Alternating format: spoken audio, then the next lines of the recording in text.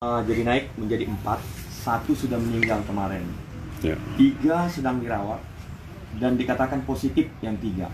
Yang satu namanya Sahala Sianturi, umurnya 75 tahun, berasal dari perdagangan. Sekarang sedang dirawat di rumah sakit perdagangan dan mempunyai penyakit komplikasi juga, usianya sudah tua. Dan ini juga dikatakan positif, sudah dites oleh rapid test dan lab ronsen dan sudah dicek, begitu juga dokter radiologi, termasuk juga dokter laboratorium dan dokter paru. Jadi ini dikatakan positif. Terus ada lagi satu lagi, yaitu Duanta Sinaga. Ini mantunya almarhum.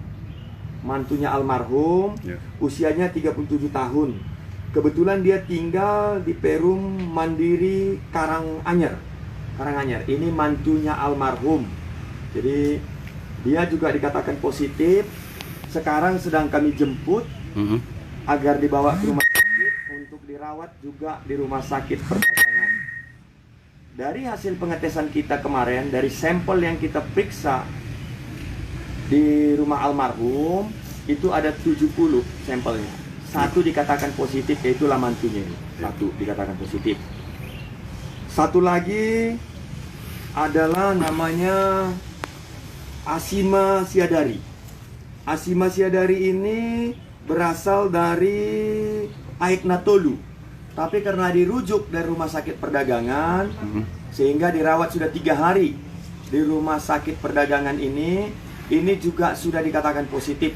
Karena apa? Sudah kita periksa baik lab, termasuk rapid test, termasuk ronsen, dan sudah juga dirawat oleh dokter ini dikatakan positif. Jadi inilah perkembangan untuk Kabupaten Simalungun. Kami tetap memberikan yang terbaik dan seluruh pasien-pasien ini kami usahakan untuk dirawat di rumah sakit perdagangan, dan kami sudah siap, termasuk tim medisnya juga, dokter spesialis, penunjang, para perawat, termasuk direktur, kepala dinas kesehatan. Kami sudah siap, tim gugus, untuk memberikan pelayanan di tengah-tengah masyarakat Kabupaten Simalungun. Langkah-langkah yang kami ambil, khususnya siang ini nanti jam 4 sore, kami akan terjun langsung ke perdagangan di daerah, yaitu tempatnya Pak Sahala ini. Di situ kami membawa ronsen, laboratorium, rapid test, dan kami akan mengecek sampel sekitar 100 sampai 150 orang di situ itu, terutama keluarga terdekat. Nanti dari situ kita lihat apakah masih ada yang dikatakan nanti positif. Itu langkah yang kami lakukan. Langkah kedua, besok kami juga ke Karangsari. Mungkin pagi jam 11 ke Karangsari. Karena di sana lebih banyak jumlahnya, di sana mungkin nanti akan kami cek juga sekitar 200 menjadi sampel juga. Sama dengan ini, kita lihat apakah ada yang kena di sekitar itu. Kami mengharap dengan tindakan yang kami lakukan ini semakin ketahuan dan semakin cepat penanganan. Kalau cepat penanganan, tentu otomatis virus ini tidak semakin berkembang, karena kita sudah tahu langsung kita putus satu-satu. Di desa ini kita putus, desa ini kita putus. Yang ketiga, saya sudah menghubungin tadi barusan Pak Camat, khususnya di perdagangan. Pak Camat, Kapolsek dan Ramil, Kepala Puskesmas. Dan saya minta kepada Pangulu juga, yang pertama, kita harus mencegah masyarakat ini. Tidak ada lagi ngumpul-ngumpul, warung-warung yang di situ kita tutup dulu. Kalau jual sembako boleh dibuka, tapi dengan catatan mereka diawasin, tidak boleh sekali masuk rame-rame, satu-satu. Dan yang jualan wajib memakai masker. Setelah itu nanti kita lihat masyarakat yang datang, kita akan lihat dulu kemana tujuannya. Kalau boleh, kami harapkan tidak perlu dulu ya untuk silaturahmi. Tapi kalau perlu sekali dan diawasin langsung oleh puskesmas, ya kita harus pakai safety. Keperluan dia itu apa, pakai masker, dan tujuannya apa, itu sudah mulai dicek di sana.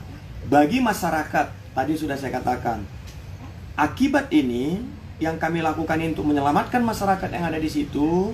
Yang pertama, saya minta kepada Pak Camat, Pak Kapolsek, Pak Danramil mengecek data masyarakat kita Contohnya yang dia berhenti bekerja di daerah itu akibat ini, dia tidak punya lagi pemasukan, akan kita bantu. Kita bantu khususnya bahan pokok mereka.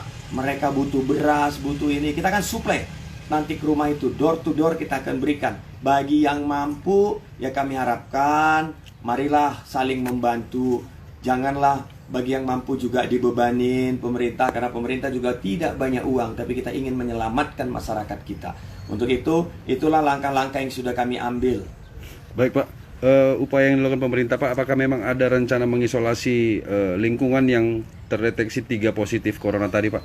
Ini sudah jelas dengan langkah itu tadi kan saya sudah perintahkan camat, kapolsek dan ramil. Istilahnya saya tidak mau mengatakan isolasi, tapi pengawasan yang ketat. Pengawasan yang ketat, terus dengan pengawasan yang ketat ini warung, kalau ada kedai-kedai tua di situ itu, warung-warung kopi kita tutup semua untuk sementara. Tapi ingat, kalau jualan bahan pokok dia boleh tetap jualan dengan catatan dia tidak boleh menerima orang banyak-banyak, satu-satu, ngantri, budaya ngantri, jaraknya 2 meter satu orang, 2 meter. Nah, ini yang kita lakukan. Kalau isolasi, saya kurang sependapat. Kenapa ya? Bahasa isolasi ini bagi budaya kita orang beradat kurang pas. Tapi kalau yang kita katakan bekerja sama, kita sampaikan pemahaman kepada keluarga, kepada masyarakat.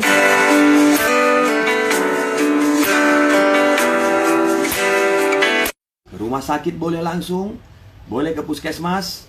Itu yang saya harapkan. Untuk itu, seluruh masyarakat Simalungun tidak perlu takut, tidak perlu khawatir, waspada. Kami sebagai pemerintah, saya sebagai bupati dan diwakilin, ada wakil saya juga tim gugus ini, ada Kapolres, ada Dandim, Kepala Dinas Kesehatan, ada Pak Sekda, seluruh jajaran pemerintah. Kami siap di belakang masyarakat untuk memberikan yang terbaik kepada masyarakat Simalungun. Oke Pak.